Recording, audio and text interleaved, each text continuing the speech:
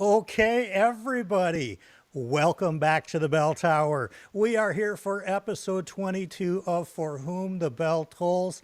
And yes, we're doing a very special one today.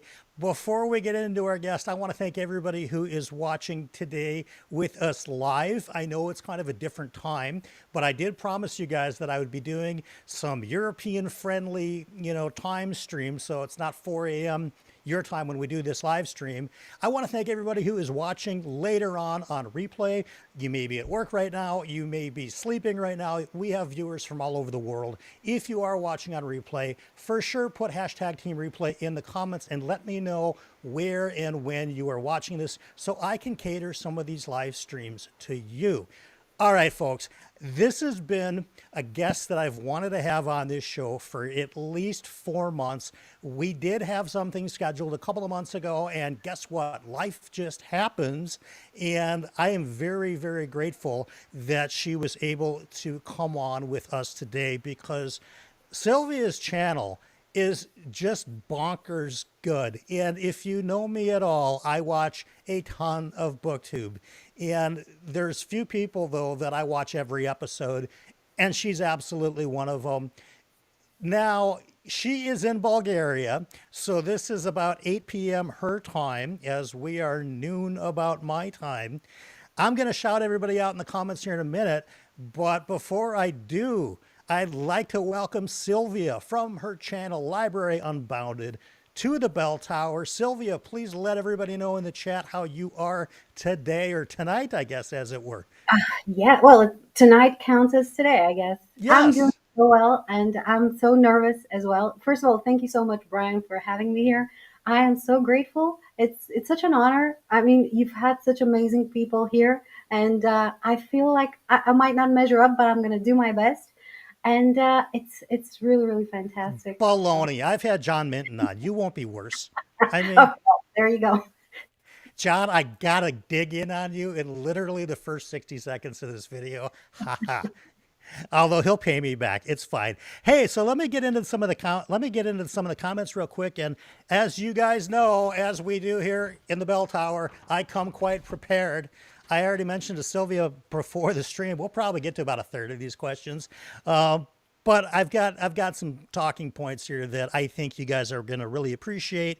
We are going to talk comments here for a second. Heidi, one of our amazing patrons, says, "Low rolls, Sylvia. We love when you roll low in the Lord of the Reads. The Yes, more books on your TBR, the better." you who's wishing me that every time. I knew it. It couldn't be just Amanda. Had to be more than her. It is hilarious. Now, folks, if you have no idea what Heidi's talking about, we will be discussing that today. There's plenty of topics on my list I know we're never going to get to, but what Heidi's talking to is a priority topic. It's going to be how Sylvia does her TBRs. And, folks, I have to tell you, it's the coolest thing of anybody that I know who does a TBR.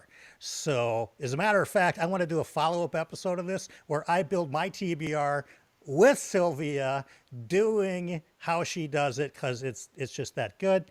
Let's see who else we got. Slay, all the way from the Middle East. Slay, hello everyone. Glad to see you on here. Sylvia, Slay is fantastic.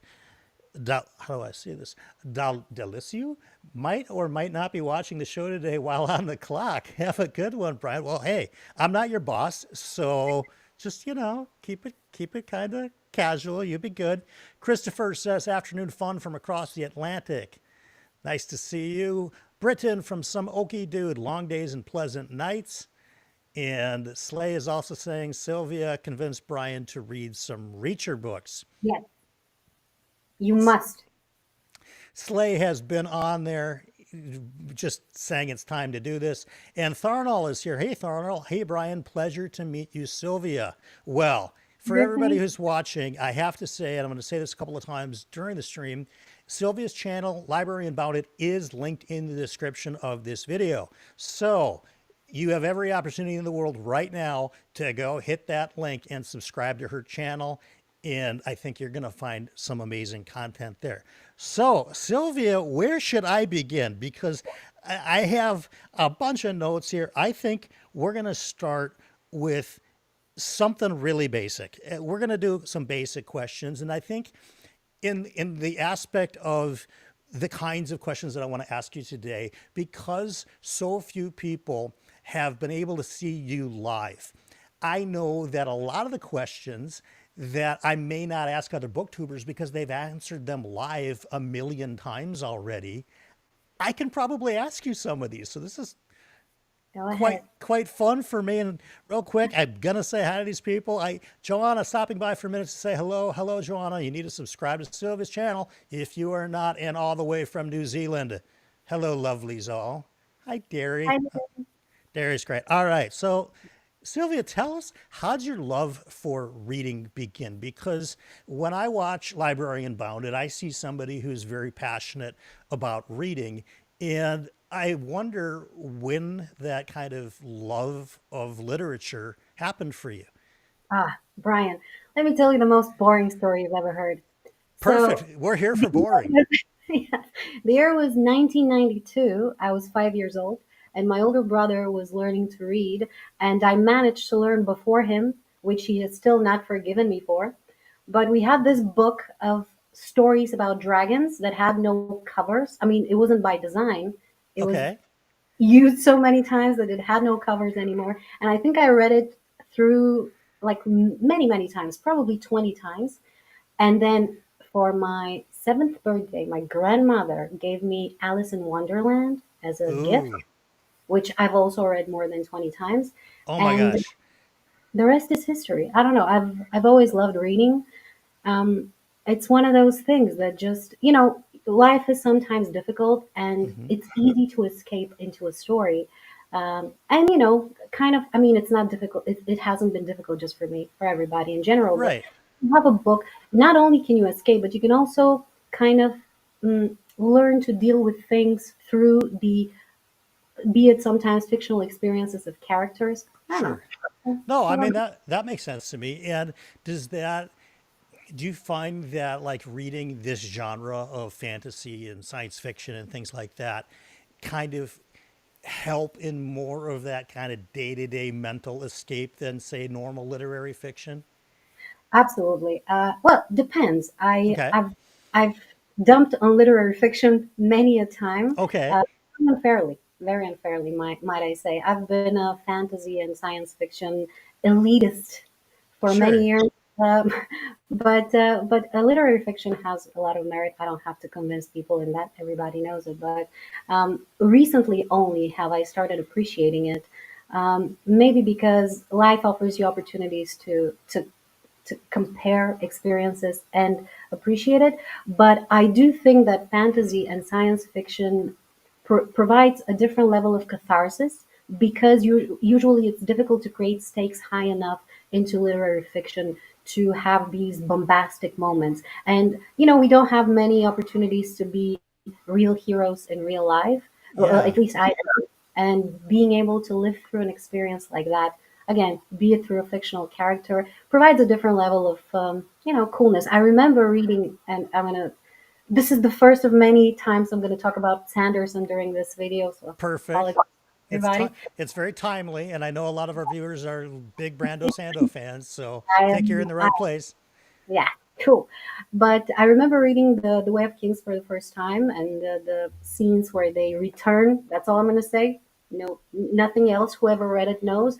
And I remember reading that scene standing up because it was too powerful for me to be able to handle it sitting down. And when I finished, I just wanted to high five the universe. It was that cool. So definitely, this sort of setup, fantasy and science fiction, helps with handling reality through these, I don't know, opportunities to Just live these cool moments. just these huge stakes, and Yeah, it's we might have something going on at work, but it is not the end of the world. The dark lord is not going to rise out of the cubicle well, listen, sometimes that probably I don't yeah. know, I don't know where other people work. Yeah, That might be the case for them, but definitely not my case. that's so funny. But yeah, I really like what you're talking about there because you probably don't get that so much in contemporary fiction where you're going to have world, first of all, you're not going to probably be leaving Earth, otherwise we'd be in sci-fi at that point, but where just the stakes are as huge as we get. And yeah, I think that does kind of push our imaginations to levels that we just don't get in the mundaneness of our everyday life. For those of you who don't know, and maybe I mentioned this, I can't remember, but Sylvia is in Bulgaria and you were born and raised there. Is that correct? Yeah. That's right. And so, what are some things that maybe you can share with us about Bulgaria that maybe people who haven't been there would like to know? Because I just suspect, well, I know you're the first Bulgarian person that's been on my channel, but to the best of my knowledge, I've not seen any lives with anybody from Bulgaria before. And I'm curious about it. My ancestry is very Russian and Romanian, so we're Yeah. sort of close a little bit, maybe north. Yeah. Um, but tell us a little bit about, Bulgaria as maybe a place to live and kind of your experience and growing up there, because I think it's interesting. Well, I hope it is. Well, Bulgaria is a very old country, despite the fact that probably most of you haven't heard too much about it. But I'm going to do a little bit of a callback. And Lee Child in Jack Reacher's series mentions Bulgaria 3 times so far in 8 books. So you should read it. Anyways, Okay, deal.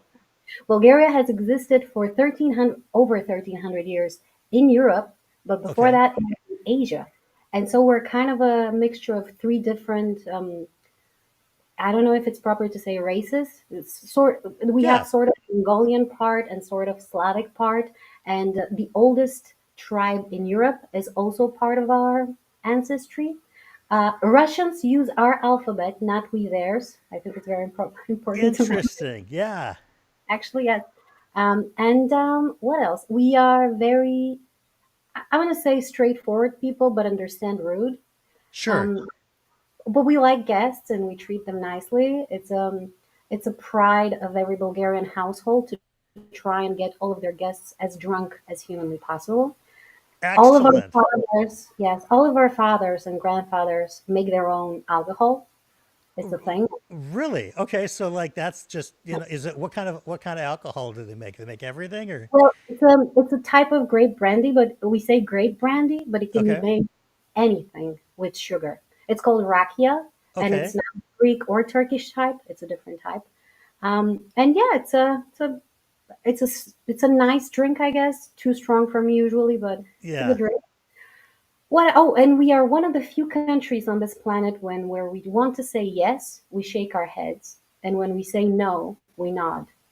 So Okay, that is very interesting. I saw that on one of your videos, and what I was mentioning to Sylvia prior to the stream is I'll go back and I'll watch everybody's videos before they come on for whom the bell tolls, because I want to really get a sense of who they are as best as I can and sort of at least how they're presenting themselves. And you had mentioned something, called a Balkan mentality, and it almost kind of fits into what you're just, talking about there, which, and I think the quote that you said in that video was nobody owes me kindness, which I found to be a really interesting way of thinking. And it does seem like that's a cultural type of a thought because in America, it's the opposite. In America, we think everybody owes us everything. And it maybe they do owe you. I mean, it's a maybe you're different in that way, but it's just the way that we have. I don't know. It's had it. This is a place that has had a very tumultuous history, and yeah, we've been in pretty much every war ever fought around sure. here.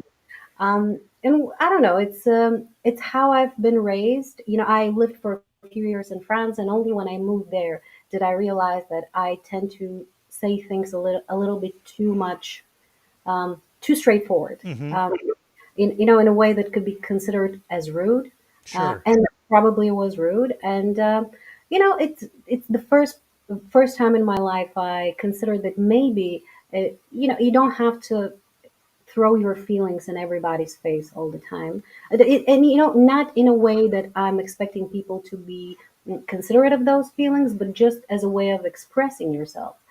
It's the first time that I consider that maybe I can just say them in a normal tone of voice. Yeah. Um, and then another thing here is that we yell at each other, and we're rude, but 2 minutes after that, all of it is forgotten and we're moving on. Sure. I That's don't know, we're probably very healthy. We don't do that here in Minnesota. It's like this Minnesota nice mentality where it's all this pent oh, up that's why. kind of horrible feelings, and then, nobody says anything to anybody. I like your way of doing it You considerably like it better. because you don't experience it, Ryan. It's different when you have to face it on daily basis. A few days ago, I had to call customer service about something, and they yelled at me so much that I started laughing because it was hilarious at some point, and they were upset. They were like, "How dare you laugh?" It was a very nice conversation. Yeah, So I think it's like there's just a very straightforwardness to it. One of my best friends in the world, Svetlana, is from Latvia, and she will tell you what she thinks, how she sees it, without doubt, regardless of your feelings. She might say, "Hey, I don't, mean to be rude about it, but fill in the blank." And but I'm I have found that to be just so good for communication because you skip through the BS of sometimes the niceties to try yeah. to get to what you're actually wanting to talk about. So I like that sensibility, and I'm glad to know that Bulgaria is similar to some of the other Eastern European countries in that regard. We're all It's the same. We're all the same.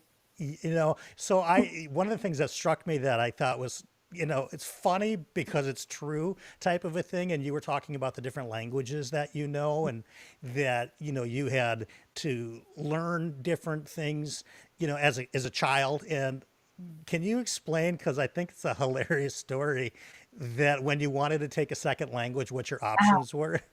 oh yeah. Let me tell you a story about democracy at its finest. Yes. Back, many years ago, let's not calculate. I had to, we had to pick a second language to study after a few years in school, and they give you a form to fill where, you have to, they say from all the languages listed below, pick the one that you want to study. And there's only Russian. So, all right, good thing. And it's because they didn't have any other type of teachers. It's not that they didn't want us to still learn. It's just at the time there was nobody to teach you that.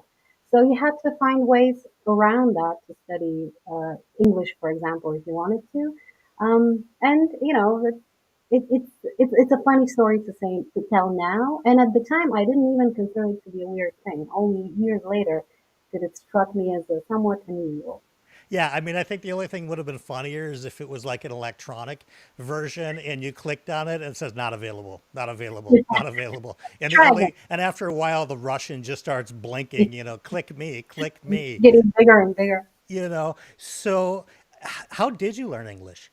If not then, how did you do it? Cuz I mean, from what I understand, English is one of the most difficult languages to learn. Is it? Well, I don't know. I'm on day 900 of Duolingo Japanese right now, and Yeah. all I can basically say are the pork cutlets and the Goya are tasty. And that's after 900 days. So Didn't Duolingo teach you how to say, I want to brush my friend's hair? Like some phrases that you will never ever use all anywhere? day long, we should go see the lion mascot. Yeah. What the hell is that? I don't know. I don't know who's sitting at these language companies going, "Hey, let's talk about, this museum is boring." That was one of Yeah. them that I was doing today. I'm like, You should. I think this could be a very interesting life challenge to try and arrange your life in a way to put yourself in situations where you can use the phrases from Duolingo. That yes, could be, that could be a very, very nice adventure. maybe I'll do that. I'll get John on the show and I will ask him the kinds of questions in Japanese that Duolingo does. Um, Because if I ask John Minton, "Hey, do you want to go see the lion mascot show?" He'd probably say absolutely. So, Absolutely insane. Well, I learned English through the magic of television. okay. Basically, little things here and there. I managed to find a book on English grammar in the library, but it was all in English. So at the time, I had to learn something in order to be able to start somewhere.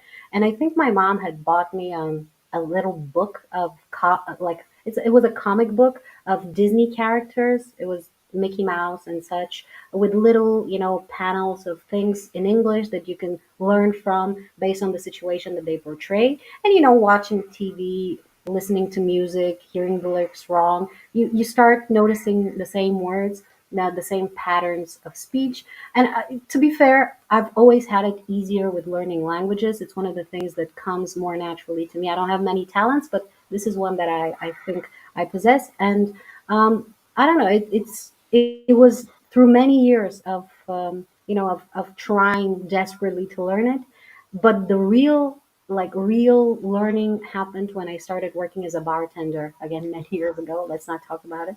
Um, Mm-hmm. and I had to speak to foreigners, drunk foreigners at that. Sure.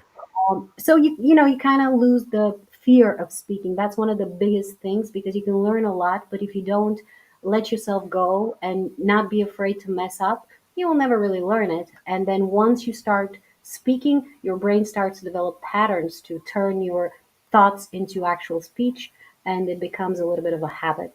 So, That's and how many languages do you speak now? well, fluently, I would say three: English, Russian, and Bulgarian. And then I speak pretty good French, I would say. I speak a very bad Italian, like Okay. very little of that. I speak some Mandarin, though Cool.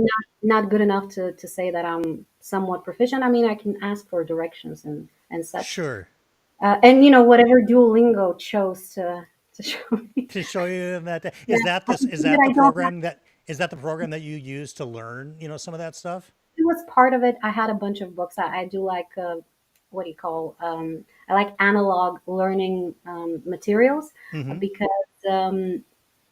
because basic. I don't know. My brain works better with those, so I have a bunch of books. They're like right there. We're studying Mandarin, but through Duolingo, I learned how to say that I don't have a wife.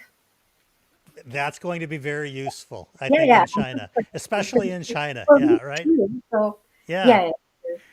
Oh my God. I'm going to read this comment from Oh, thank Derry you so much, saying, Terry. I know native English speakers who don't express themselves so clearly, impressed, all in capital letters. And Derry would know. Very You mentioned something, and we'll get back to my other question in a minute, but you said you were a bartender. And folks, Sylvia did a video not that long ago, maybe a week or two ago, that it came out. And I believe it was called Judgment Day with Cocktails. And in it, she was reading her TBR and she was judging these books and pairing them with cocktails. And as most of you guys know who've been on my channel before, I spent like 15 plus years as a nightclub owner. And when I watched Sylvia make those drinks, I said, oh, she's a bartender or she has plenty of bartender experience, because I know when somebody has made a lot of drinks in their life before, within 2 seconds of watching how they pour something out of a shaker or what glassware they're opting to use for a particular drink. That is an incredibly great idea. What was your inspiration for coming up with that video? Because I wasn't going to even bring it up till later, but when you mentioned that you were a bartender, I was yeah. like, oh, I was totally. I mean, it's not a difficult thing, because when you guys see this video that she did, you're going to say, "Oh, Brian, don't pat yourself on the back so much. Anybody can see that she's a accomplished bartender." Ah, come on, you're being too kind. Uh, It doesn't show that much. I had filmed all of this footage of me actually making all the things and mixing up the cocktails, but the last moment I decided to cut off the part with the alcohol, because I mean I don't want to, I don't want my channel to be, it's a book channel. yeah, I'm not sure how YouTube works with showing alcohol and all of sure, that. I don't know what kind of ages are the people who watch, and also it was insanely long. Nobody wants to watch beyond 2 hours of me pouring things. So I decided to right, cut that. But I decided to do this because this is such a stupid reason. I got as a gift. I have a friend. I mean, I've lived in France, so I have quite a few sure, friends that live in France. But I have a friend whose family comes from the Champagne region, and okay, her family, they have an ancestral home in which they make champagne. It's fantastic. We visited there, very beautiful. And so she sent me this big crate of champagnes and all of that. And I was like, I have no, I'm not gonna throw a party. I'm not giving this wine to other people. Of right. So what am I gonna do? And I was thinking maybe I can experiment with some drinks with sparkling wine and champagne and all of that. And at the same time, I had to do the unwhole reading challenge, which was the whole point of the video. Hmm. But those can be a little boring to people because it's not books that I myself find interesting. And I'm not saying that they're not good books, but they're Yeah. just not that jive with me. And to make it a little more interesting for myself and maybe for the people watching, I Yeah. usually try to have a little bit of a hook to the video. For example, one of them was I read every book at a different location. Hmm. Uh, and I was like, okay, I might as well, it's not a very interesting story as to how I decided it. It was kind of random, to be I honest. think that's totally interesting, actually, because you're using your expertise in something else to bring something uniquely you to BookTube. I mean, let's face it, there are a ton of BookTube channels, Um, and so much of them are so generic to me. And I've got a video coming out Friday that I am confident I will lose 100 subscribers over ah, because it's a 45-minute video saying basically what I have found to be the good, the bad, and the ugly of doing BookTube for 1 year. And I'm going to piss some people off. There's no doubt about it. But I I mean, love how you are bringing something uniquely you to what can be quite generic for BookTube. yeah, I mean, I don't know. It can be generic, and I've seen channels that do without those gimmicks per se that Yeah. are entertaining on their own. I've seen people who can just sit there and stare at the book, and just by their face, I'm already entertained. And they're very good at reacting in the moment. Hmm. Throwing a thought that is going to be hilarious. But when I read, I focus very much on what I read, and I've tried before to film myself reading and then comment real time. Hmm. But usually, all of it happens internally, and I'm not very good at ex- ex- I don't know expressing it in an Yeah. entertaining way. So people have different talents. I don't possess this one, so I do with what I can. But thank you very much for those kind words because coming from you, that's very flattering considering that you yourself managed to make uh, you know simple things be much more entertaining. And before we started this live, we actually had Yeah. a little chat while we were checking things, and I wanted Yeah. to mention the first video that I watched on your channel that hooked me forever. And that was, I think it was you pairing rock legends to Yes. fantasy books or series, something Yeah. like that. Epic rock pairings. Oh Yes. my God. I remember you with the wig and just, saying, you wanted the best booktuber. You got the most mediocre booktuber. And That's that's the moment you won my undying loyalty. I swear. That was so funny. And then, coming up with an idea like this, it's so simple, but it's so fun. I find it, it's very original too. You don't see it many Thank places. you. It was actually, I think, the second or third video I ever made. Yeah. And that was at a time when I was just doing really whatever I wanted on BookTube. And again, kind of part of what I am going to be talking about in this video coming out later this week is, some choices to maybe go back to doing some more things like that. So I'm actually going to be doing a epic rock pairing volume 2. Yeah. So, get ready for that one, Sylvia. Now we do have a question, and thank you for the compliment. That's awesome. We've had two people ask us, what is Sylvia drinking today? It is a beautiful color. Thank you so much. It's a Negroni, but it's not a proper Negroni because I don't have orange peel in it, so you can't really count that. And I think I went a little too overboard on the Campari because I like the bitter taste. Hmm. So yeah, I love Negroni. It's one of my favorite coffees. Yeah, again, this is a bartender. Anybody who knows what Campari is, they've spent some time in hospitality. I promise you, nobody watching this channel knows what Campari is. If they do, throw it in the You comments. underestimate people. What's that? You underestimate people. I Campari or know. it's a very popular drink. So Yeah, probably more so. I take it back. They probably don't know Campari in the United States. Everywhere else, they do. yeah. Campari is just not. I mean, I had the same bottle of Campari in my bar for 12 years. Uh, just never got. Priceless now. What do you? What's that? That's priceless now. I know, right? I wish I still had it. So let's talk about your channel for a second. What inspired you to start being a booktuber? Because you've been doing booktube for a little bit over 2 years. Is that right? Oh, a little bit. a lot. That's not a word. Anyway, I've done it for almost 3 years now. I Almost think, 3 years now. Okay. yeah, I think oh, well, that's not true. 2.5 years, let's call it. Okay. Well, boring other people with my talk is what inspired me, let's say. I moved to this city back in 2021, and at the time, I've never been here even before. I didn't know a single person, and I was working remotely in a different country. So I didn't go to an office, I wasn't meeting anybody. I'm a little bit of a, if you don't force me out of the house, I'll probably spend my entire existence here. It is what it is. Same here. And my partner at the time was not a reader, so which is fine. Reading is a solitary experience anyway. But paradoxically, one of the best things about reading is talking about books with somebody else, like Hmm. gushing about a good book or exchanging ideas and theories or seeing it from a different point of view. And best of all, bitching about a book that you hated.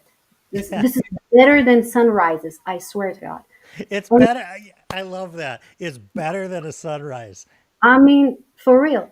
And not having anybody to talk to books in this way was really, really terrible. And so I was, dumping all of my unsolicited thoughts about books onto my then partner. And he advised me to start a BookTube channel and annoy Really? other people with that. Yeah. And so I did. And I've lived happily ever after. So how? So he was not a reader, but he knew about BookTube. Was that from watching you watch BookTube? Yeah, I suppose, because I also wouldn't shut up about that too. So what were the first channels that you came across on BookTube? The first one I ever watched was Daniel Green. Okay. Back when he was still filming on a potato, and I think he was a developer at the time, and he was talking mostly about the Wheel of Time and hating on the Name of the Wind. Okay. Uh, and what was the other one that he really hated?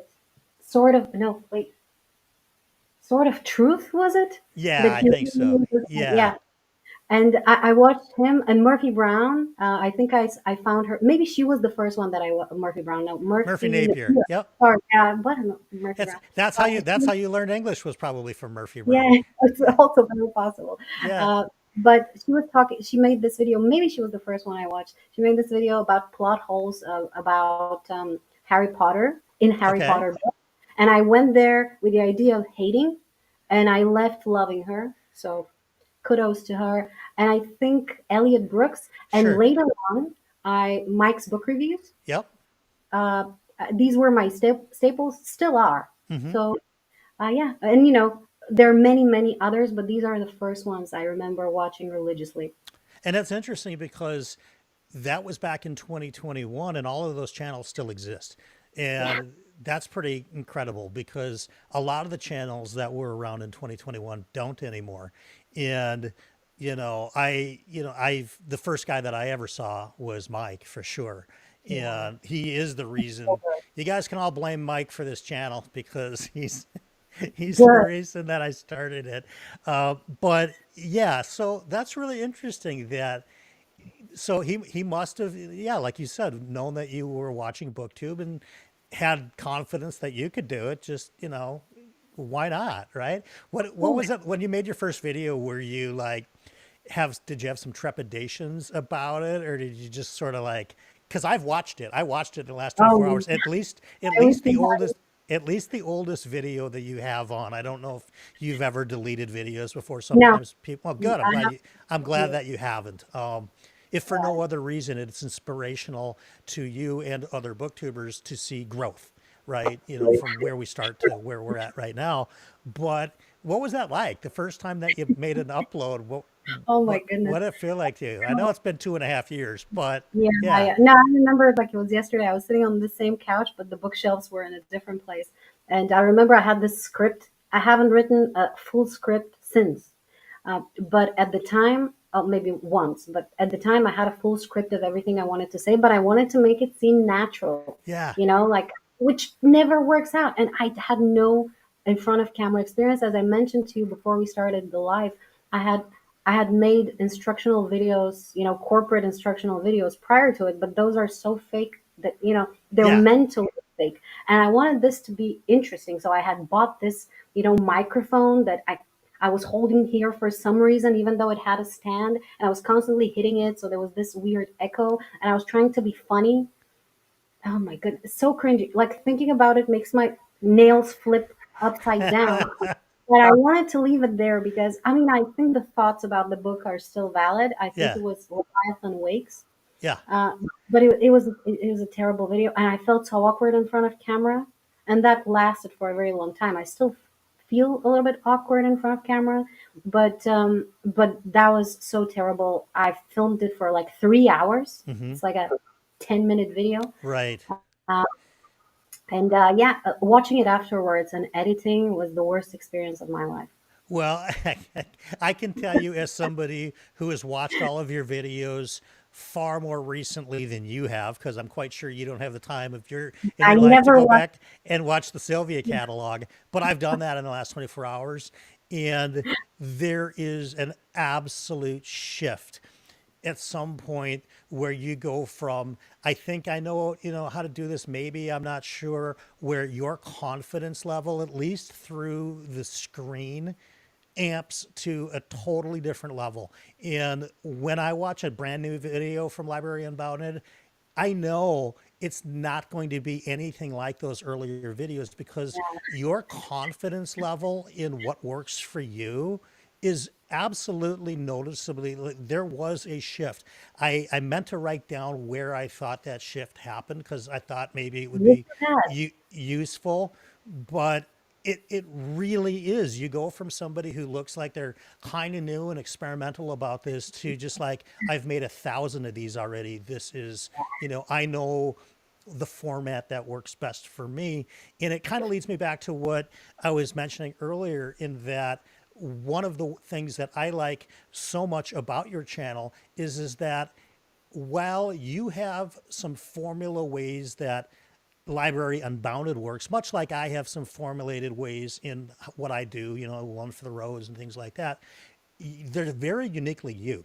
And you take such great effort in showing kind of like, I want to say almost like a reading lifestyle. So you're not just coming on and talking about this experience that you had with a book. We see Sylvia making tea.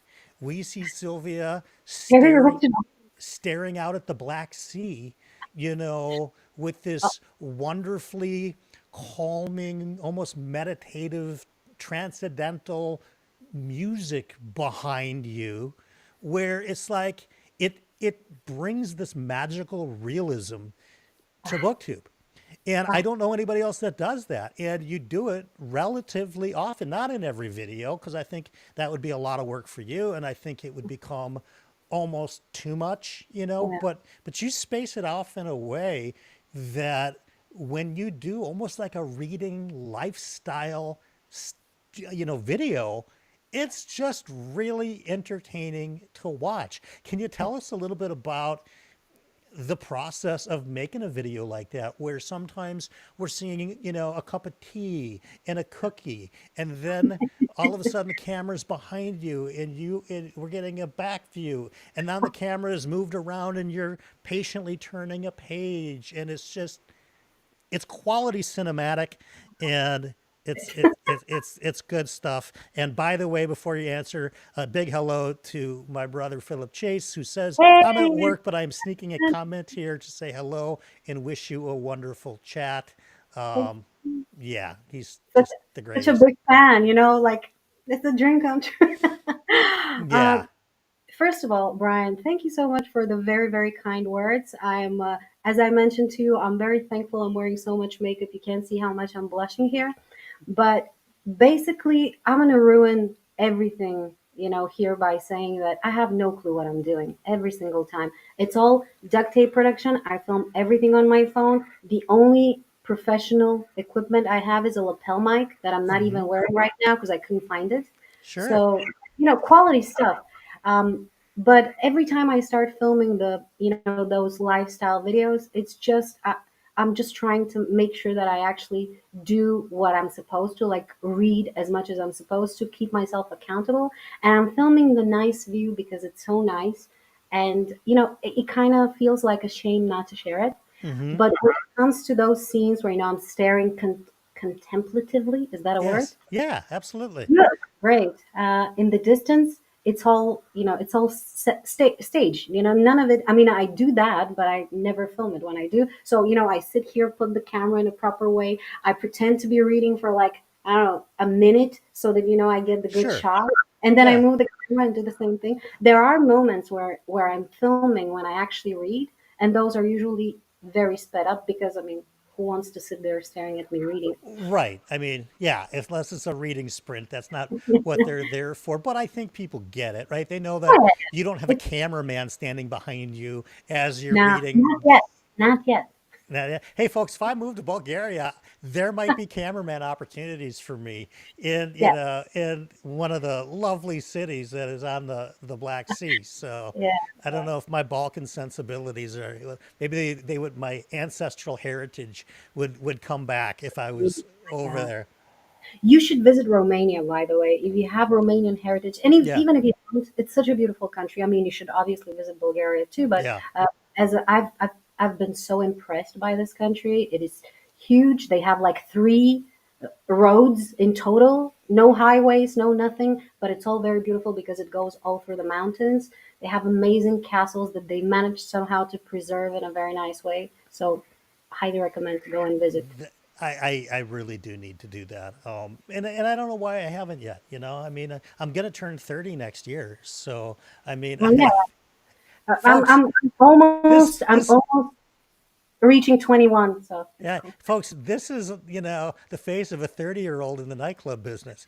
I mean, You're joking, but it's actually true. it's truer than you think, folks. We're going to get into something that I've wanted to talk to you about forever in a minute. But while we're still on this kind of lifestyle reading type of video, another thing that you do that I'm just blown away by are your travel vlogs, where you are going from you might be in a different country, you might be just in your own country, but you might even just be in your car, filming something from your car seat because it's a different location than than your place. And I think that that's probably fun for you. I've never done that before, but tell us a little bit about like when you go take footage when you're on the road and things like that. Yeah.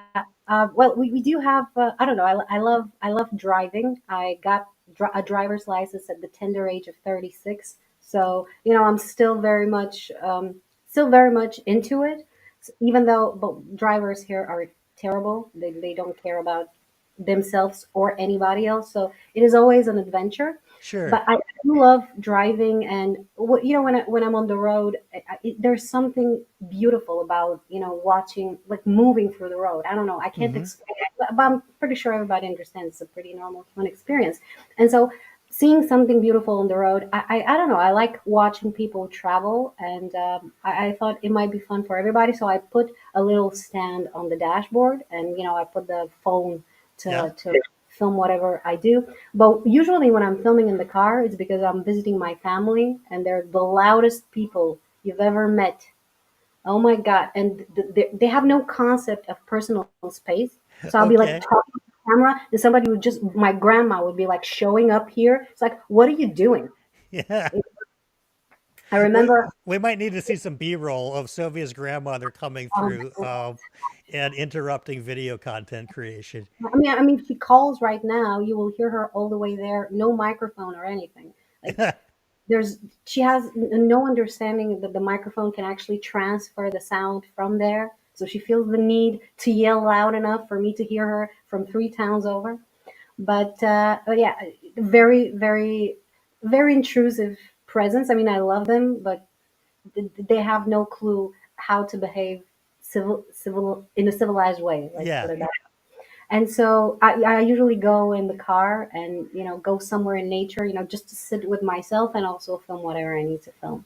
It's So it's it's really, I mean, again, we watch so much BookTube and we see people like me just kind of sit in the same place all the time and whatever. It's you move such a around. what's that? You should move around. You know, well, I've got some ideas about All about right. doing some man on the street interviews.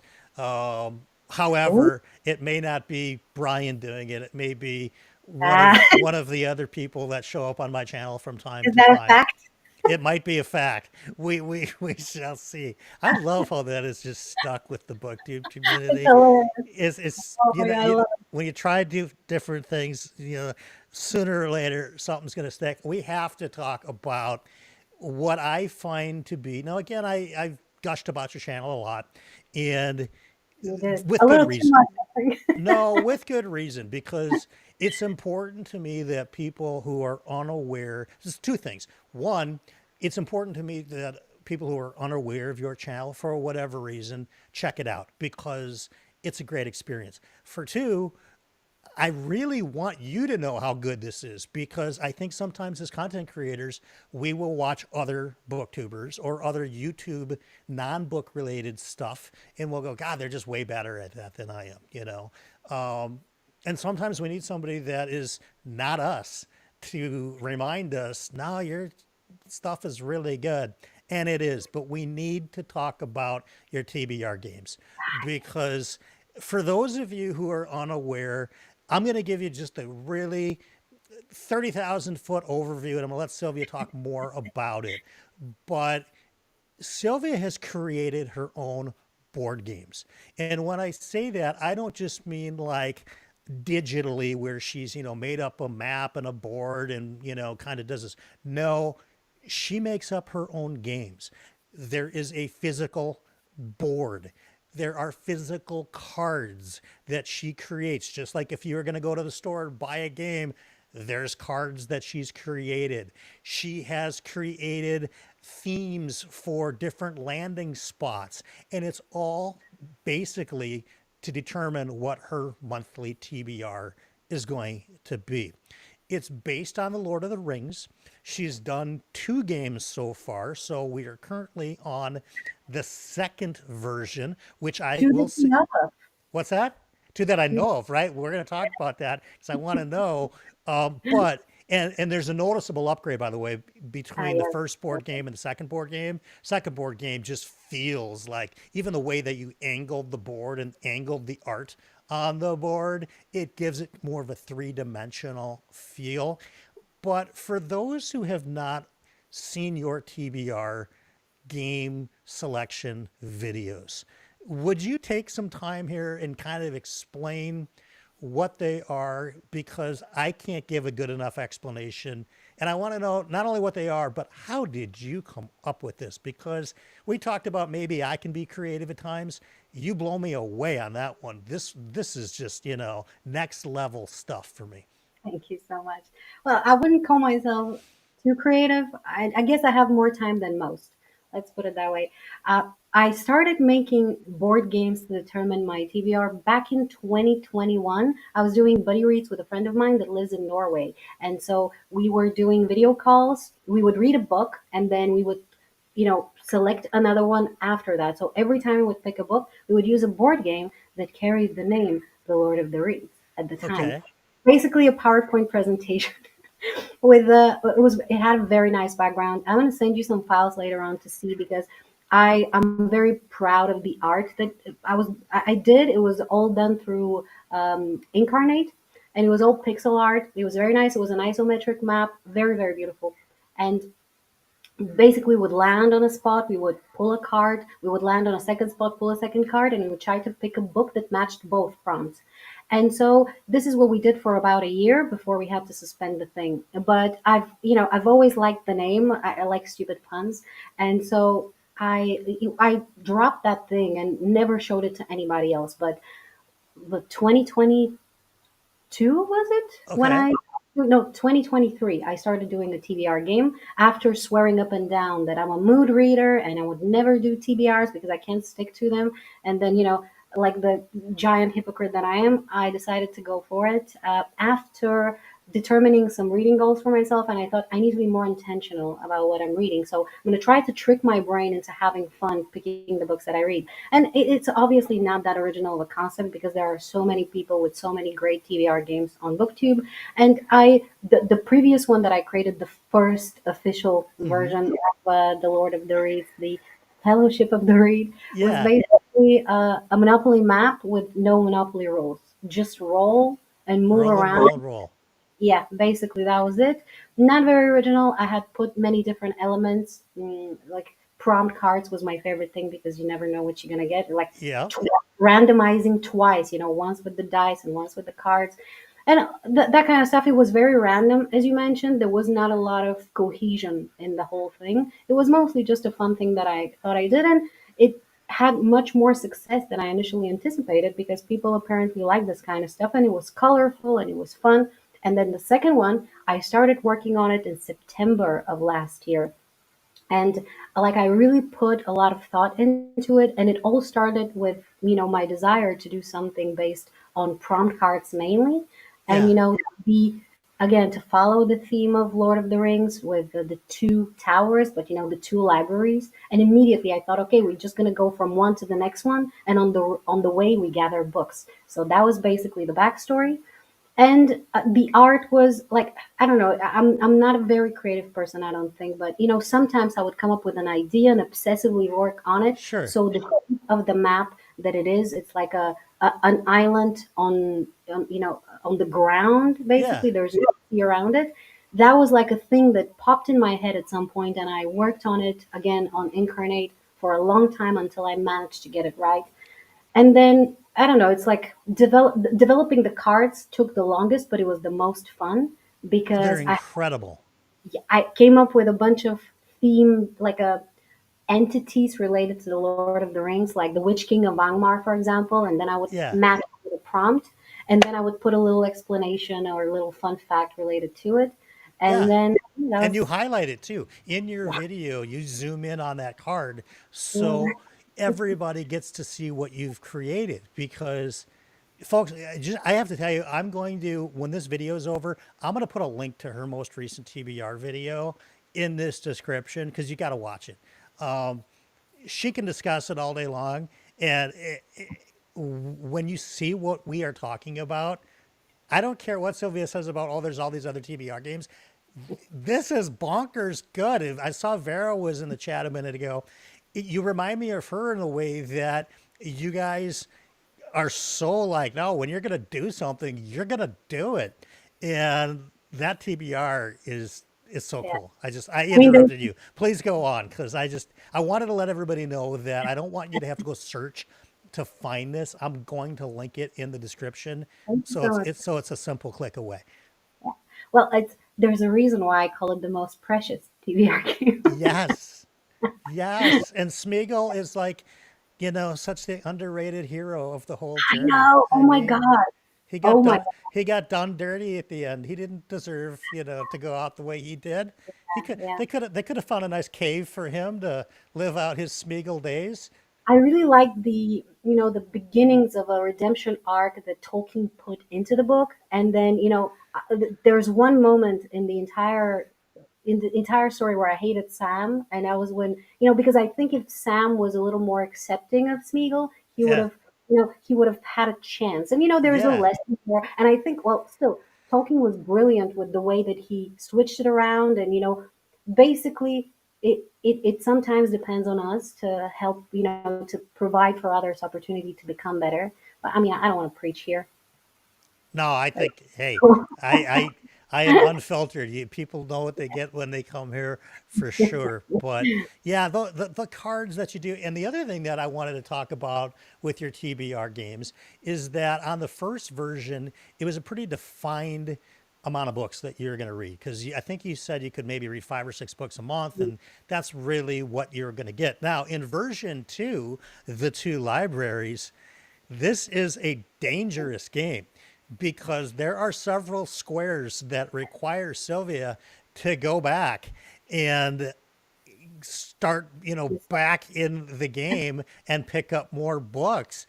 What's Yeah. the most amount of books since you created the two libraries game that you've had to read in a month just due to having re-rolls and low rolls, and you only got to, maybe you rolled a one and you only had to move one space Oh my because she's God. I rolling, remember. you're rolling a 12-sided dice for this, Yeah. right? So the most amount of spaces she can move is 12, and she's trying to get from one side of the board to the other. But if you roll a bunch of ones, you're reading that many books all the way to the end. It's a big map. Yeah, I've calculated it that if I roll like three 12s in a row, I still have to roll a fourth time to be able to finish the map. So, the minimum we're going to get is four, but we never know how many we're going to get at most. And the thing is, I don't have a lot of luck with dice. You said that the first game was very limited amount of books that I could read, but that was only the case until one moment where Amanda from Amanda's Booktopia, she just suggested, "Hey, you roll a lot of," because I rolled a lot of doubles, and everybody was like, "Wow, thank God you don't add a roll when you roll you don't add another book when you roll Yeah. a double." And Amanda was like, "Why don't you do that? That could be fun." And I did, and the first time I did it, I rolled like five doubles in a Oh my row. God. It was insane. I'm not very lucky, or I'm a little too lucky. I'm not entirely sure. So the most books I've gotten in the second version was 11 for a Oh month, my gosh. and obviously I didn't read all of them, but I came close. I'm very good with pressure, Yeah. to read something, and I always do the most of my reading around the end of the month, which is not very healthy, and I don't think well, depends on the books, but I don't. Sometimes I don't think I enjoy the books as much. Well, it's if That's as if I would if I gave them more time and attention, that which that is can happen. I mean, something new that I'm here. that happened to me too. I was reading, I want to say Dead House Gates, I think, at Yeah, the end of a month, and I was trying to cram it in to get it done by the end of the month because I don't know. I mean, we don't have BookTube bosses that are, coming down on us if we don't. It's weird. We feel this loyalty to our community that if we say we're going to read it in a month, we're going to do our damnedest to get it done. yeah, But that's not always realistic. I want to highlight a comment from Vera, and I'm going to yeah, read it just because I know that there's a lot of people that just listen like a podcast. But Vera says it was so interesting that Silvia said she was a mood reader and now does TBRs. I kind of went the opposite way. Gamifying TBR making sounds awesome, though. It is. yeah. I mean, it, It is, but this is something that I used to say a lot, and I still say it every now and again. But it's a very nice thing, by the way, that you went back to mood reading. I think that's the most joy you can get from books. Sometimes I do like achieving goals, and I think that makes it a little more fun for me. But um, I always say that if you want to play the Lord of the Rings, you can play it any way you want. I put the basic rules, but obviously I'm not going to go and police you. And as the official game master, I give you a mhm. permission to roll once and pick a book, or you pull the books and you read only three of them, and you never have to go back on the map if you want. It's all about making things a little more fun for you, because we when we start a hobby like reading, and we start comparing ourselves to other booktubers who are reading, I've seen people who read 30 books a month, and Right. it's totally insane to me. And clearly we're all different people, we all consume things in a different way, we Yeah. operate with a different amount of time available, we read different things that require a different amount of time to be read. But we all want to be, we don't want to miss out, we don't want to be left behind, we don't want to underperform. And sometimes, I was thinking of making a video like 2 weeks ago with the goals where am I with my yearly reading goals, and what am I supposed to do in order to achieve them. I was like, who cares? Like, if I don't achieve them, people aren't Yeah. going to be like, oh, this, what am I seeing She here? Like, lied to us. Blah, yeah, blah, blah. let's table and leave. No, Nobody. and I think in some regard, like the TBR games that you have, I think people are far more interested in how the game plays out Mm, and what your roles are and yeah, what your cards are and who your companion is going to be along the journey, because that's another cool part of her game, you guys. You'll see that on her videos is that she rolls a dice and that pulls up a random companion that joins her along the journey, and that companion has a special ability that she can call forth when necessary. and she So forgets all the what time, what's that? and she forgets to do that all the I time. know. You're like, oh my gosh, I could have used this prompt twice and now I'm reading a second book. Oh my God. But I think my point is that I believe people watch that not so much to hold you accountable to reading however many books that come up, but to just see the fun of it and sort of Yeah, play vicariously. And again, because these cards are fun and the artwork is super cool, and parts of us are hoping that you win, and parts of us are hoping that you hit the, the hole where you got to go back, and the exasperation that you have Yeah. going, oh my God, I just landed on a thing and I'm going back 20 spaces now, and Yeah. you know, You know what? I'm happy for both kinds of people. As long as they're having fun, because I'm having fun too. I'm also always very nice. I'm always anticipating, ooh, what's going to be the next card. Even though I'm the one who made them, it's been so long ago that I've now forgotten what I've put there. And I'm like, ooh, what a nice surprise. so so yeah, I know nobody's watching to keep me accountable. We just tend to forget those things when when you achieve something once, you want to keep on doing that for some human reason.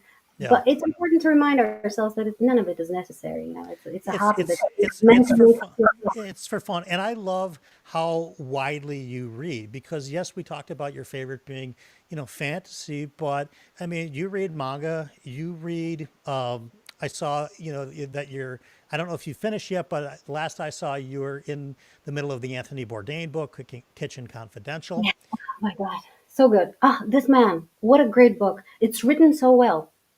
Absolutely fantastic. Yeah, And my good friend Darren was actually really good friends with him, wow. and everything that you saw on TV and everything that you read in the book is him completely.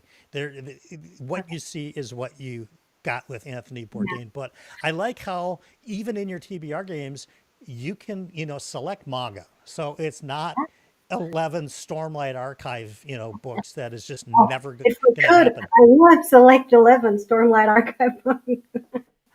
Are you super excited for Wind and Truth coming out? Brian, I am so aggrieved.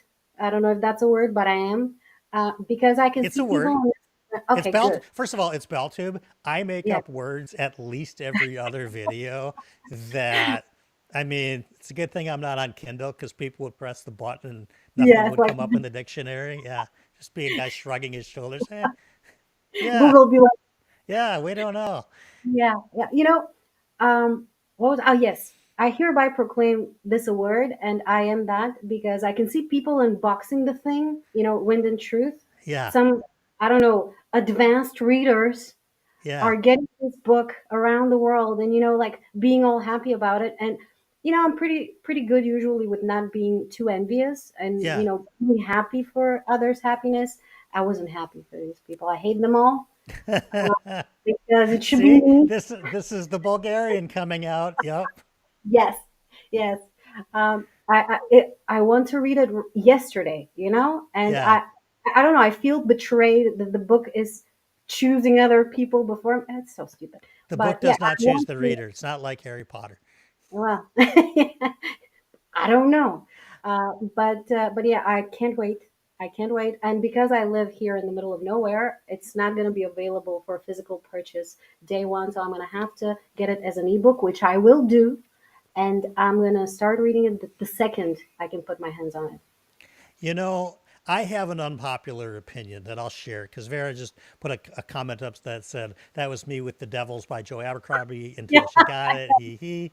And I have, well, and Derry's right. I defer to her. Not to Brian. Books totally find you when you need them. Definitely. True, true, Derry. Once again, Derry, Wisdom. I The wisdom of defer dare. to you. But and here, there you go. Yeah. Vera says same here, Sylvia, You all in delivery. caps. So I have an unpopular opinion, and I am not a populist by nature, but Are I you a don't. bit of a contrarian, Brian? I'm going to be contrarian on this one, Mm. and I'm going to be for the people on this one. And I have no interest in arcs. I have an interest in arcs if like my friends wrote them, and I can get an advance copy of them, and just kind of hype their books for them if I like them. Then I'm interested in arcs. But for whatever reason, I think this is just a me thing.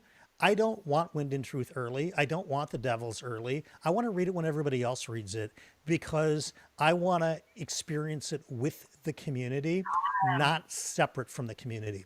And I think it's almost like a kind of weird populist type of an attitude when it comes to these arcs. But I also think Mike had a point too that I agree with, in that it's super fun to get them and read them, but then you don't have anybody to talk to about them. for 7 months, Yeah, but then you right? can lord it over others, Brian. You can be Yeah. like, look at me. You know? I Yeah, I just, think it's a little upsetting how nice you are being about this, but okay, it's fine. it's weird, but and it's not like I'm not like making this up. I No, have I know. never written to a publisher to ask for anything before. Never. Um, I've been offered many arcs, and I've never accepted any single one because I feel as though if I get it early, I have to read it early, and now I have a deadline to read this thing, and it's an obligation, and I don't like it. it's true. Do you do audiobooks at all, or are you just purely physical reader? I can do audiobooks for nonfiction, Okay, but I tend to space out.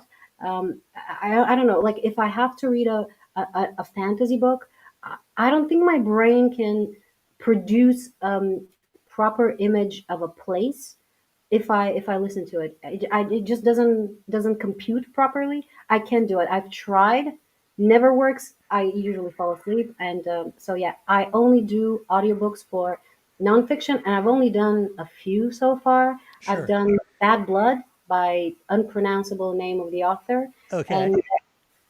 and what else did I do? I think that's it. No, there was others, but only nonfiction. But really nonfiction. Okay, that makes sense. And the reason why I ask is because I always have two books going at one time. A physical book I'm reading either in physical or on an ebook, and then I've also got audiobooks. Um, what is Heidi saying here? Brian and Silvia, can you do a buddy read and spoiler discussion? That's for sure. We can pick We a can book and do do that. Jack Reacher.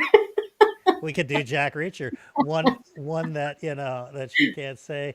What did Vera say here? This is funny. I get that. I want to experience wind and truth with the community, with the devils. I don't care. I'm going to inject it into my veins like the most target drug. Is Very that legal good. for YouTube? It's a joke. I promise. Yeah. Hey, you know what, Vera? It's totally true. There It's there legal, but are that would be the proper way to consume that book, I think. And I think in some regard, I mean, I guess Joe Abercrombie is one of my favorite authors, but Mm. I have to say, I'm gonna basically backtrack on what I said a minute ago. If Robin Hobb came out with another Realm of the Elderlings book and she said, "Hey Brian, do you want it 6 months before everybody else?" I think I'd have to eat my words here and say, and I So you mean forget to everything tell I me, told Sylvia. yeah, but you mean to tell me that if Joe Abercrombie wrote to you and say, "Hey Brian, I have this thing. I'm gonna give it to you 6 months before," you're gonna be like, "Nah, thanks, dude. Come on, be real." For a new series, I wouldn't say no. I probably just would wait to read it. Um, and I love Joe Abercrombie. He's one of my top 10 authors, Call but liar. I think if it was like, I don't know, if it was, a Baez story in First Law, then yeah, maybe. Yeah, I don't know.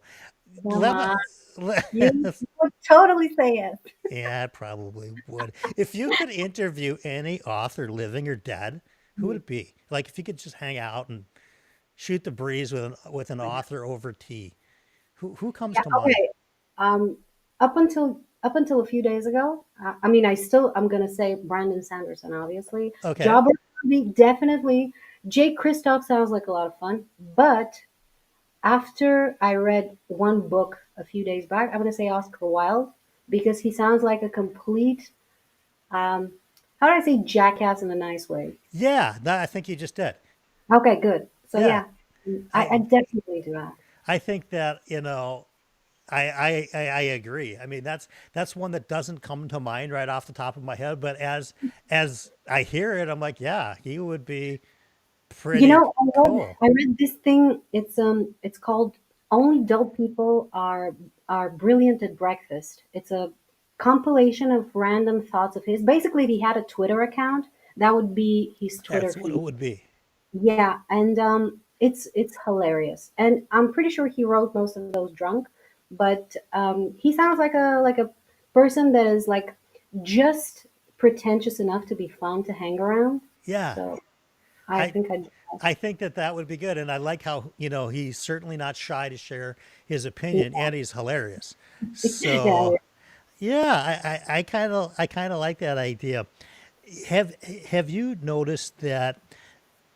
Do you run into sometimes when you're creating content, like I think a lot of creators probably do, that your motivations change when it comes to making videos? Like, do you keep a pretty set schedule, or do you do it kind of when you feel like shooting a video?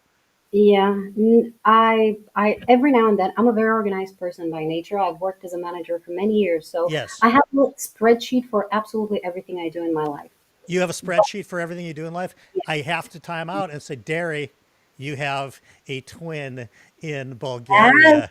because Derry is like queen I've seen spreadsheet. his spreadsheet. Oh my God, Yeah. phenomenal. Okay, This is continue. I hate interrupting, but because Derry was in the no, chat, no, it's I perfect. was like, oh my God, we got back-to-back spreadsheet guests on For Whom the Bell Tolls. It's so much. Listen, I'm gonna say something that's gonna tell you exactly how dorky I am, but this is so cool. Spreadsheets are cool. Yeah. But when it comes to my YouTube schedule, because I have, you have to prioritize in life. You can't do everything. Hmm. That's what my grandma used to say. You can be good at many things, but you can't be everything. So you got to pick and choose. And when it comes to YouTube, it's why I don't have a Patreon, for example. Hmm. I can't afford to make a commitment to people and then stick to it without burning myself out. So I'm pretty fluid and loose with my posting videos. I try to have my wrap ups and TBR games around the beginning of the month, up to the 10th sometimes, but it is what it is. And then everything else is based on mood, really. Sometimes very often I would start filming something and then I wouldn't be feeling it. It wouldn't feel, I don't want to say authentic because it's a very overused word, but it wouldn't Sure. feel like something I really mean. And if I don't really mean something, I don't want to put it out there, even though very often it would be something that I know people would watch. My most explosive video was, you probably remember that moment where a journalist from Wired, was it, had written something about Brandon Sanderson. Yeah. Yeah. Yeah, it went really viral. It's the only time I commented on a viral topic, and the whole thing from conceiving the idea, because I read the thing and I was outraged. I was clutching pearls and everything, and the whole thing from the idea to film the video to posting it took an hour, like the whole thing. This is the quickest I've ever made That's anything in awesome. my. I've never even come close to that. Oh my goodness. And I was basically being bitchy the whole time. Like I Yeah. said a whole bunch of not Yeah. offensive things. I was just being bitchy towards the. Salty Sylvia. I mean, people Yeah. love Salty We have the. Patrick. So Yeah, yeah. yeah, I love Patrick. But I just like we have a thing. We're very creative with our insults here in this country. For example, I don't know if you've ever heard this, but like you're so ugly. If you threw a boomerang, he wouldn't come back. It's a thing we have here. Like, and we're very good as a nation of insulting people, which I'm not proud of. It's not a boast. It's just a fact. That's just the And culture. Yeah. yeah, and then I said a whole bunch of well, not nasty things, but just like very condescending things to the author because I was addressing him in the video. I don't know who I think I was, but people, it exploded. People were watching, commenting, being Sure. all excited about it. Oh, you killed him and all of that. And I'm like, and at the time I was very satisfied with myself. But then, Yeah. a few days passed and I calmed down and I watched it again. I was like, okay, it's also, oh, I'm insulting him in a very pseudo intelligent way. But then, I'm watching myself and I'm like, who's this person? Like, I don't want Hmm. to be this. Yeah. This is not the kind of things I want to put out there. It's very easy for me to be, condescending and bitchy on video. Sorry, I'm saying this word so many Oh, times. I don't care. I don't know. Again, this is BellTube. All right. Literally, wait, this is the home. This is America's home of nonsense. Now it is All right. the international house of nonsense. It doesn't matter. Love that. Oh, Yeah. International House of Nonsense sounds like a place I definitely want to visit. You know what? Maybe that might be the title of an upcoming video. Brian's Oh, International House of Nonsense. perfect. It's perfect. Yeah. But like I could make those videos very low effort and Hmm. they would get a bunch of views and all of that. But you know, sometimes I would film something and I would watch and I was like, who do you think you are? Yeah. Talking like this. It's so ridiculous. And so I would scrape the whole thing. So it's always based on a feeling. Yeah, Really. I love that. It's very coincidental. I was talking to Tori from Tori Talks last night, and we were talking about, viral videos and what blows up and ranting types of videos, and neither one of us are fans of it. And I even again, I'm going back into this. I don't want to pitch this video that I'm coming out with, but it's the You good, the bad, should. and the ugly of what I just believe to be true for my Yeah. own experience. And I wrote her the title because part of what I didn't like or what I don't like about BookTube in some regard are some clickbait type of titles and clickbait, channels that just do it constantly. And I wrote her with the title saying, am I contradicting myself here? Am I being a hypocrite? Is this a clickbait title? And she was like, absolutely not. She goes, but that is so cool that you would even ask, to verify first, because that's not the presence that I want to have. And I know rant videos get lots of views. And I know your channel will blow up if you spend tons of time on the negative. But it's just, how do you feel about yourself when you're done, right? I Yeah. mean, why are we really doing this? It's because we want to Well, express our love for books, I think. yeah, exactly, exactly. That's the main thing. And we all like it when somebody goes and obliterates something that we dislike, so we can band around disliking something. The quickest way to band people together is to give them a common enemy. And we're looking for that. We want to be a part of something bigger. It's not intentional usually. It's just an instinct. And so I'm not holier than Mm-hmm. anybody. I also go and watch a lot of rant videos sometimes, and like feel all good about it. Yeah. But then, you know, the, as the saying goes, be as you want to appear. And Yeah. yeah, I don't want to be a. It took me many years. As I said, I come from a place and a family where we're very forthright with our Sure. displeasure about things. Sure. Let's put it that way. And I'm not naturally a very patient person, so it took time and a few kind of dramas, big dramas in my life, where Mm-hmm. you learn those things and you want to be a different person, and you take the good and the bad examples, and you decide what kind of person you want to be. So you try to work into that direction, and doing making videos in a way that doesn't make me feel good about who I am, or makes me go into a direction that I don't want to go into, simply because it's going to get more views.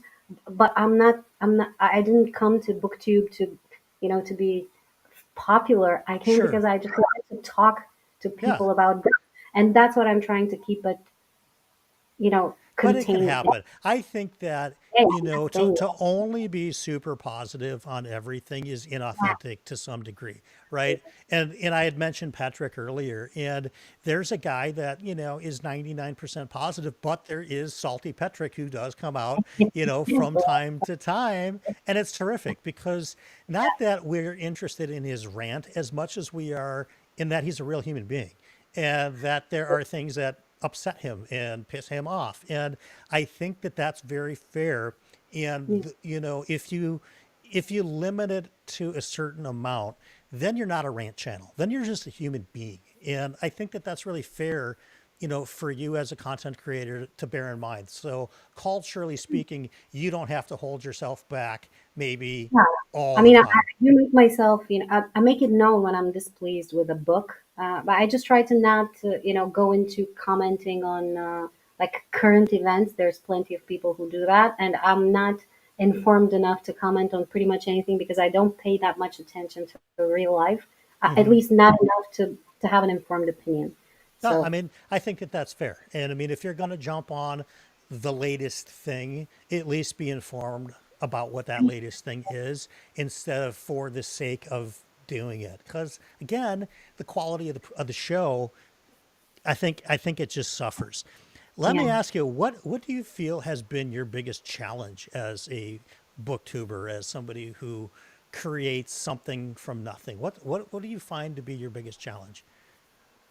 Uh, really, just deciding to start to film the video.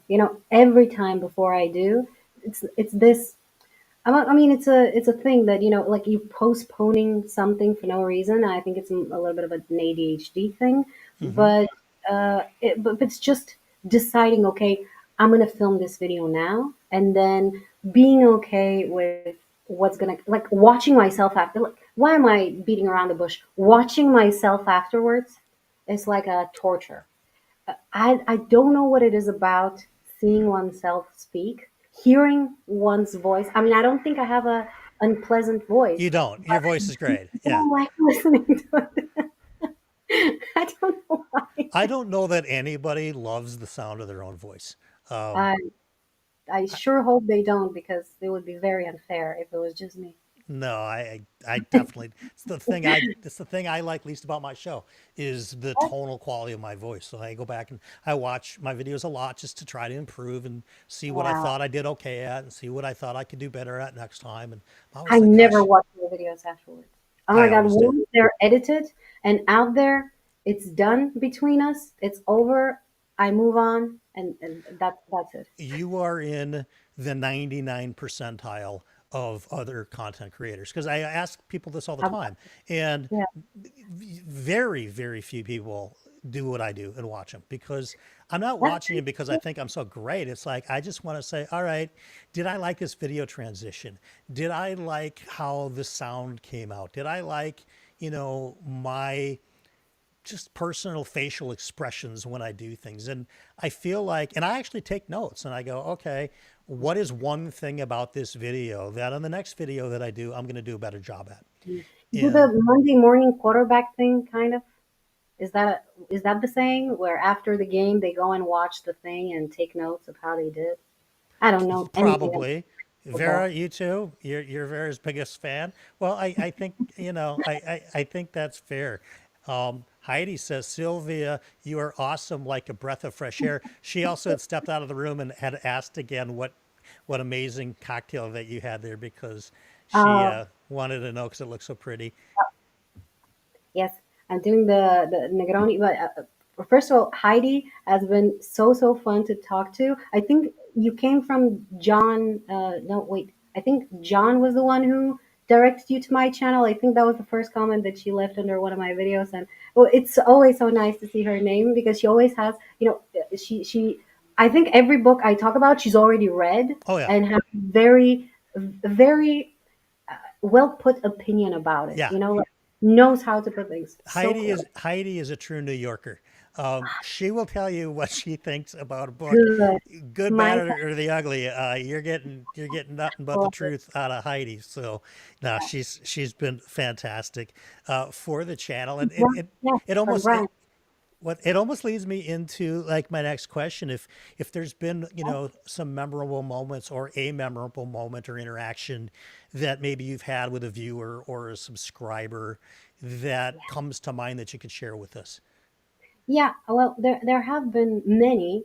I receive a lot of emails, actually. A lot of the people that I communicate with through my channel come through email because I encourage people every now and then to email. And I think because when I lost my father, well, it was last year, and I posted a little bit of a video tribute to him, like 4 or 5 minutes. And then a lot of people emailed me afterwards, and some of them, one lady in particular, she was sharing a similar experience. Her father was dying at the time, and so she was looking for somebody to talk to, and that was a very beautiful moment. We had a video call afterwards, and Awesome. that stayed in my heart. And there was, I mean, this is the most beautiful thing. And every now and then I would get, there was this little, I mean, I say little girl, but she's 17 years old, but to me, that's a Yeah, I mean that's child. still a kid. Yeah, And she emailed me like a month and a half ago. I think she was dealing with a breakup and everything. And you know how dramatic that is. I mean, it's dramatic at every age. I don't want to pretend like I'm, sure. above it. But she was like devastated, and we had a chat about it. And she felt better afterwards, and we've been texting ever since. And it's just nice. It's not even about books, but it is just nice people that you don't know pretty much anything about. But sometimes it's easier to tell the things that bother you the most to a stranger, in a Hmm. way. And I don't know, it felt so touching that those people felt comfortable enough to talk to me about it. It's really Sure. humbling. And And I think another very interesting experience I had was with a guy. I made this video criticizing 11 Cycle, which is okay. like a BookTube darling, you can Yeah. say. I didn't like it, and I, made my opinion very clear about it in a very long video. And I mean, I talked about the good things about it, and the not good things about it. But it has a fan base, and a lot of people have come to express their opinion, which is Mm-hmm. totally fair because that's I encourage that. Mm-hmm. Absolutely, absolutely valid.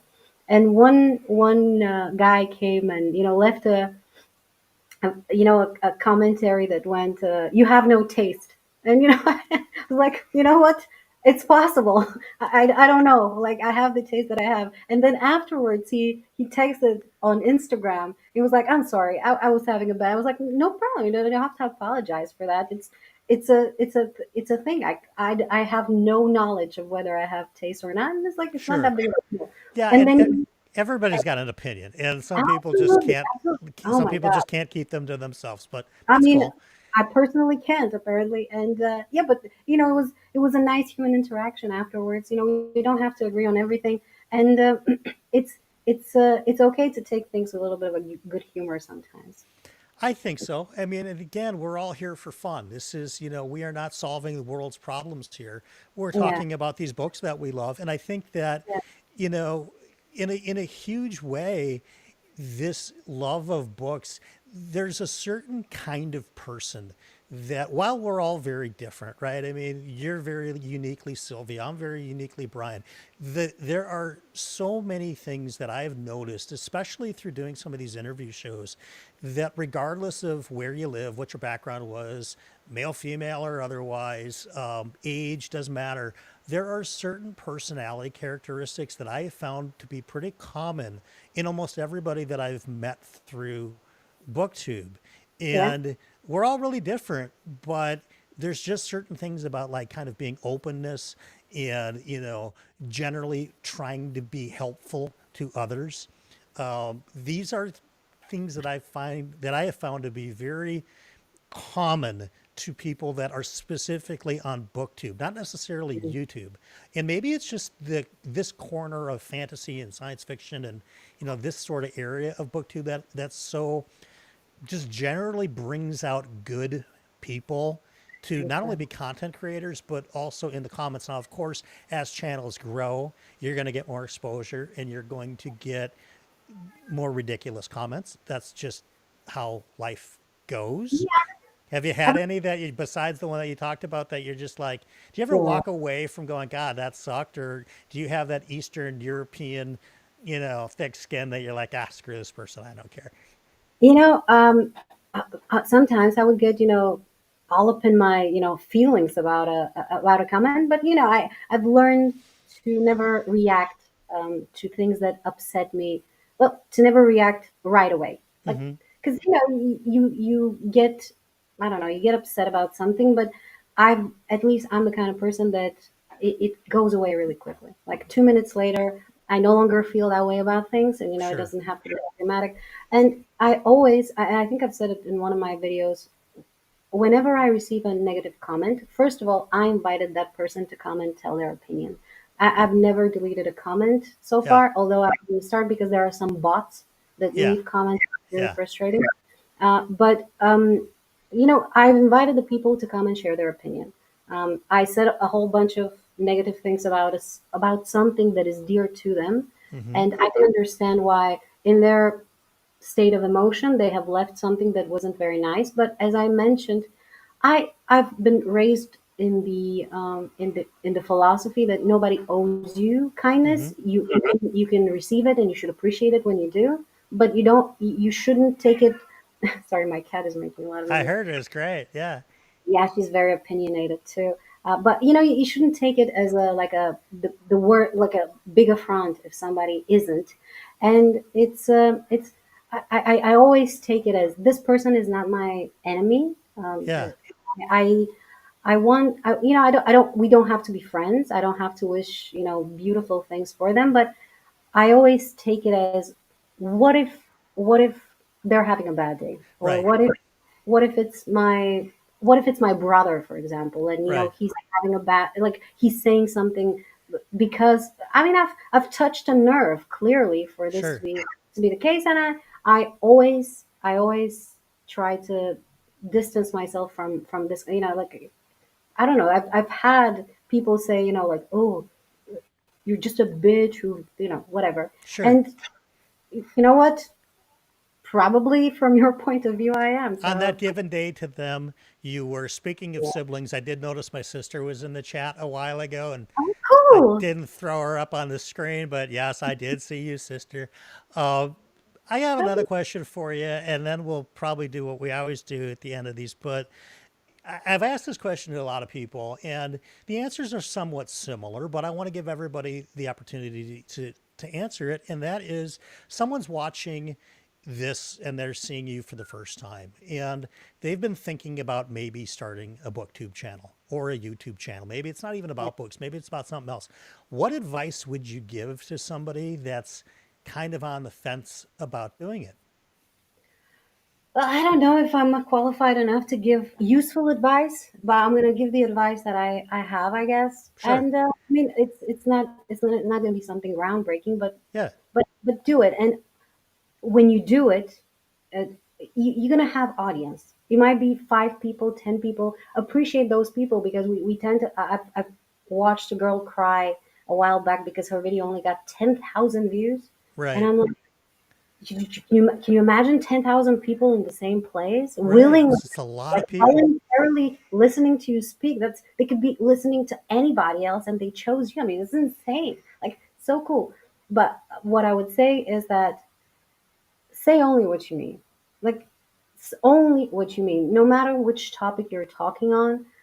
What we said earlier, there are things that are going to make you more popular, Hmm. but this is a thing that goes on the internet and stays there. And if it's something that's going to upset some people, it's going to upset some people. You're never going to be great for everybody. That's perfectly fine.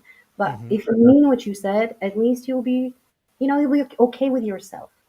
And That's very and that important. they should just go for it and do it. Yeah, And absolutely. yeah, I mean, obviously, if something, if you're passionate about something enough that you want to talk about it, why not? I mean, it's a great thing.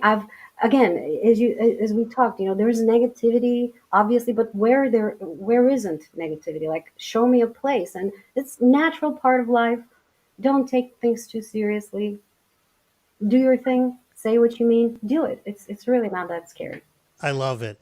So we've been going on an hour and a half, and it feels like we've been talking for 10 minutes, which is awesome. That's kind of what Really I fine. hope for on these episodes because we're not just like filling air. It's just we're having an organic conversation. And when that happens, these episodes they just fly by for me. Now I have to tell everybody, I always ask our guests to do a one for the road at the end. And in fairness to Silvia, I may have forgotten to mention that.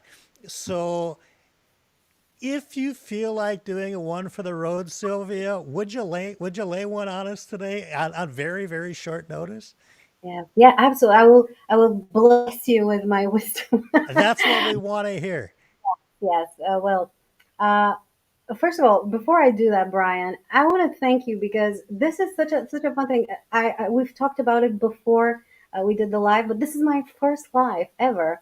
I've all that people have seen from me has been what I've edited myself. So I've Yeah. removed all the uncertainty and quietness and all of that, Yeah. and it's an image that I've presented for myself. And I've never done a live, mostly because I don't think I'm interesting enough to keep people's attention. But Oh, being BS. You're great. You're no, but great. but after all the amazing people that you've had here, it's so I don't know, humbling to be invited as part of this amazing crowd, and it's really really great. I'm really really thankful. You're one of the people in this community that just creates better community out of it, and it's definitely, you've said so many nice things about me this during this live, but you deserve way more than that. And Oh, all thank you. kudos to you for doing this. And when it comes to my one for the road, I'm actually going to talk about something that you said once during Okay. one for the road, and that I was love when it. you the butcher guy that you've talked to that one time, where you Hmm. complimented him on the good work that he does. And that is something that made a big impression on me because you then got you got this person now that you like, and it's another person in your community, and next time he's gonna get you a better cut and all of that. And I think this bears repeating, and it's a little bit of a plagiarism, but I really think it's an important thing to not only, it's not to take interest in somebody else's life and what they do, to compliment them on the good job they do, no matter how unremarkable it might seem in the grand scheme of things. I think it's a beautiful thing. And not only will it create yet another person in your community, but you'll make somebody else's day, and through that you'll make your own day too. So Yeah. tomorrow or today, whatever time it is with you, say something nice to someone. I think you'll make both of your days. That's awesome. Thank you. I mean, Not in Bulgaria though, because here, if you're nice to people, they think you're weird. something's wrong, right? I mean, no, Not here, but I, somewhere else. I love that, and I appreciate you calling back to one of my other videos. Oh, we have a special guest. I'll Um, go ask. and what's which? That's the one's name is which? This one is Storm. She's a Bengal monster. Ooh, and what's the other cat's name? Mist. I'm lame enough to have named them after Mistborn and Stormlight Archive. I don't think that's lame at all. I think that that just proves IRL you walk your talk, right? You're not just out talking about Brandon Sanderson books. You're naming your animals after them. Yes, That's this is incredible. my contribution to society. So what I have to say, and we talked about this, these are all these questions that I had for Sylvia, right? We got to 35% of them. So we might have to do a part two. Would you be down to doing a second No, no, that was a for one-time deal. that's it? Absolutely, Brian. It was such a pleasure. I'd definitely do it again. I am not everybody's cup of tea, folks. We know this. No, I would Who do you absolutely. see anyway? You're right, only Sylvia. I have to say, it's been just awesome having you on. It's Thank you. super fun that you chose my show to do your first live ever. That is meaningful to me because it means that you trusted me to not let this get so off the rails, that you would feel kind of like, I don't even know what's going on here. Hopefully it was, super, easy, for you. That's what we try to do here. And of course, Sylvia's channel is listed in the description below.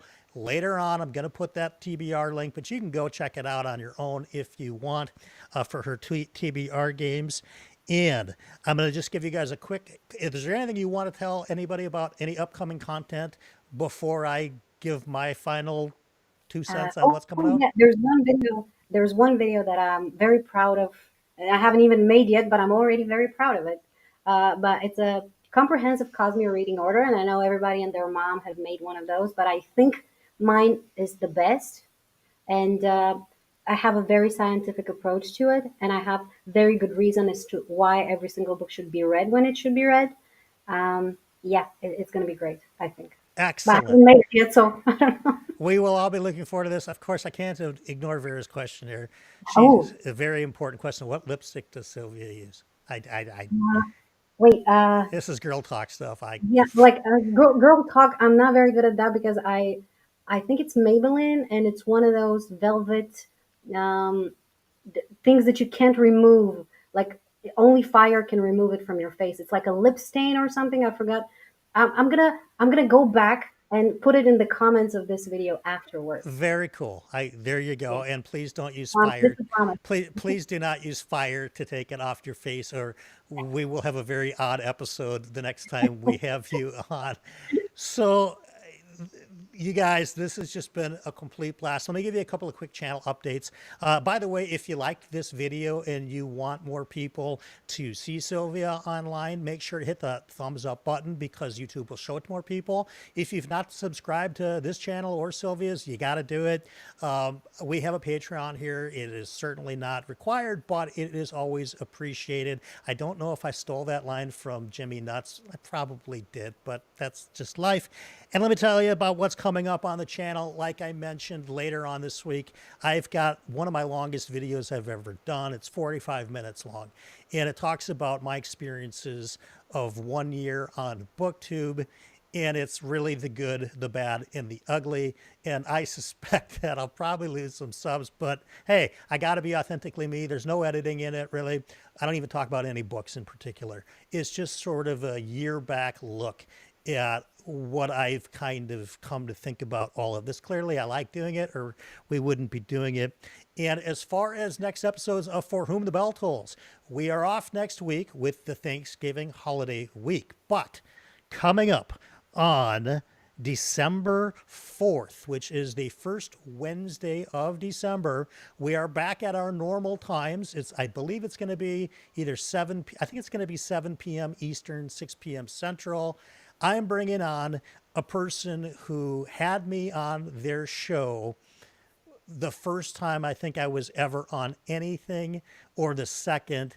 He was certainly the first person to ever invite me on his show, and that is the one and only Beard of Darkness is coming on For Whom the Bell Tolls. Now, lately, Beard has interviewed, some relatively famous authors, Tad Williams, Scott Lynch, Janny Wirtz. You run down this list of who Matt, aka the Beard of Darkness, has spoken with over the last year, and it is just unbelievable. So him and I get along great. We have excellent on-screen chemistry. You're not going to want to miss that episode. It is 2 weeks from tonight. Silvia, thank you so much for coming on the show today. I want to thank everybody who's been here in chat. You guys have been the life of this, and clearly I've shown a lot of chat because it's been worth showing. You guys have had some great input. I want to thank everybody who's watching on replay. Go check out her channel. It's great. Silvia, thank you so much. Everybody, we'll see you on the next episode. Bye. Bye-bye.